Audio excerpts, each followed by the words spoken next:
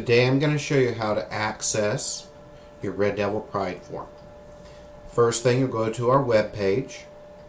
Next, you'll click My Allen and log into your portal like you normally do. Once you're into your portal, you'll want to click Allen Resources.